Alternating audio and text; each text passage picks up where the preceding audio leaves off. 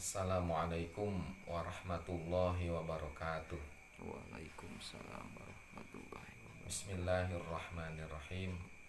Alhamdulillahillazi faradu alina siyam. Salatullahi wa salamuhu ala ma la nabiyya ba'dah.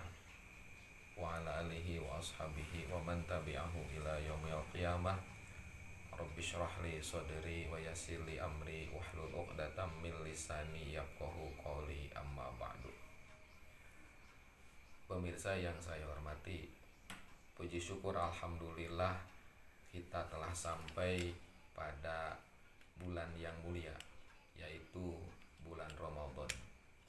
Yang mana pada bulan Ramadan Allah mewajibkan kepada orang yang beriman untuk melaksanakan ibadah puasa. Yang mana keutamaan puasa tidak diragukan lagi. Salah satunya sebagaimana tadi dalam surah Al-Baqarah ayat 183. Ya ayyuhallazina amanu kutiba alaikumus syiyamu kama kutiba alal ladzina min qablikum la'allakum tattaqun. Wahai orang-orang yang beriman, telah diwajibkan kepada kamu berpuasa sebagaimana puasa diwajibkan kepada umat-umat sebelum kamu supaya kamu bertakwa. Puasa bukan hanya disyariatkan kepada umat Nabi Muhammad SAW, tapi puasa diwajibkan pula kepada umat-umat sebelum umat Nabi Muhammad SAW. Bahkan puasa dipandang baik bukan saja menurut orang Islam, bahkan kaum musyrik pun, penyembah berhala pun menganggap baik, sebagaimana telah dilaksanakan oleh para kafir musyrik terdahulu, orang kafir penyembah berhala dahulu, dari mulai orang Mesir, orang Hindia, orang Yunani. Nabi Musa pun dulu pernah melaksanakan puasa sampai 40 hari. Bahkan orang Yahudi pun disyariatkan berpuasa selama 1 minggu untuk mengenang runtuhnya Yerusalem. Begitu pula dalam Nasrani ada syariat berpuasa hari Paskah. Oleh karena itu, karena puasa itu merupakan ibadah yang luar biasa, mestinya kita persiapkan untuk melaksanakan puasa bulan Ramadan supaya kita bisa memaksimalkan fadilah keutamaan yang ada pada bulan Ramadan. Kalau berkaca pada peristiwa Isra Mi'raj, ketika Nabi menghadapi hal yang luar biasa, pertama Nabi dibersihkan dulu hatinya, kemudian dibersihkan, diisi dengan ilmu, dengan keimanan. Begitupun kita, agar kita bisa memperoleh keutamaan puasa yang maksimal, maka kita mesti membersihkan dulu hati kita. Tidak ada lagi dalam diri kita kebencian, dendam, hasut sesama saudara seiman setakwa. Karena dalam bulan Ramadan ada masanya Allah menurunkan maghfirah, mengampuni semua dosa, kecuali orang-orang yang di dalam hatinya masih ada hasud, dendam, ataupun dosa-dosa, terutama dosa kepada orang tua.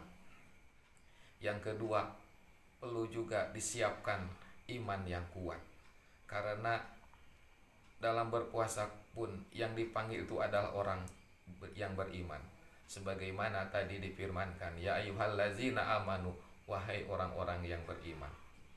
Dengan iman yang kuat tentu tidak akan merasa berat melaksanakan ibadah puasa, karena dengan keyakinan Allah tidak semata-mata mewajibkan puasa kecuali perintah tersebut membawa manfaat kepada kita.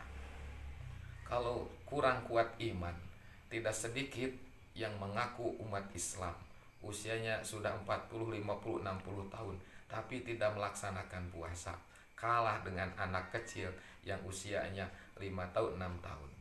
Itu dikarenakan imannya kurang. Makanya dalam puasa diwajibkan niat. Dengan niat yang kuat maka kita akan kuat melaksanakan puasa.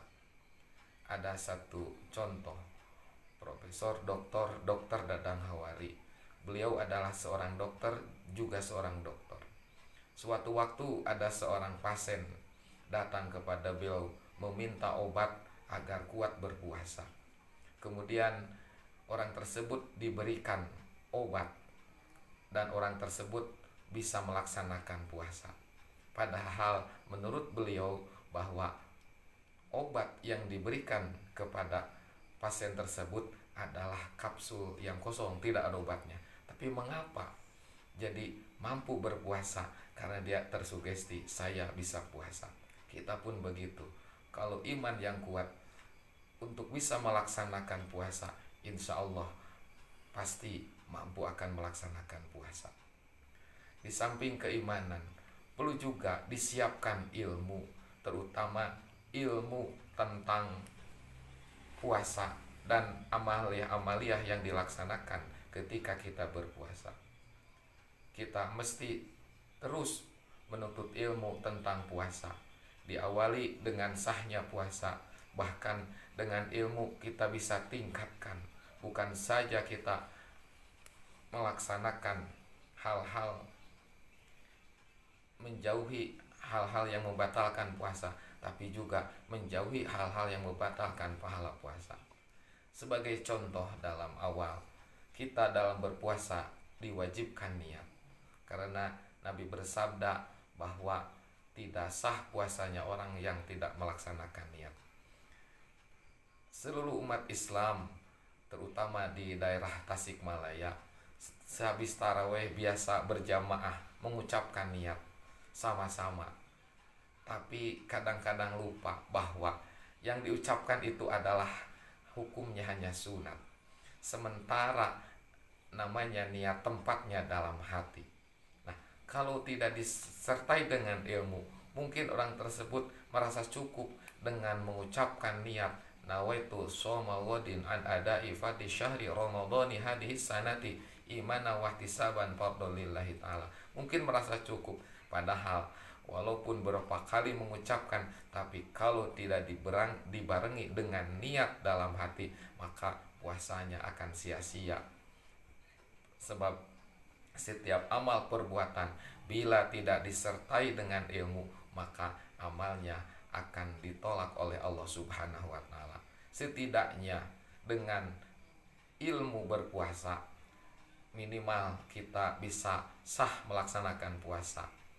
Kedepannya atau untuk selanjutnya, dengan kita makin memperbanyak ilmu tentang puasa, setidaknya nilai puasa kita akan lebih tinggi daripada puasa yang dilaksanakan oleh yang ilmunya rendah. Mungkin diantaranya itu yang dipersiapkan. Bersihkan hati, kemudian kuatkan iman, penuhi dengan ilmu, maka kita akan memperoleh keberkahan puasa yang utama. Semoga puasa kita pada tahun ini lebih baik daripada puasa sebelumnya. Mungkin itu yang dapat saya sampaikan. Mohon maaf atas segala kekurangan. Wassalamualaikum warahmatullahi wabarakatuh.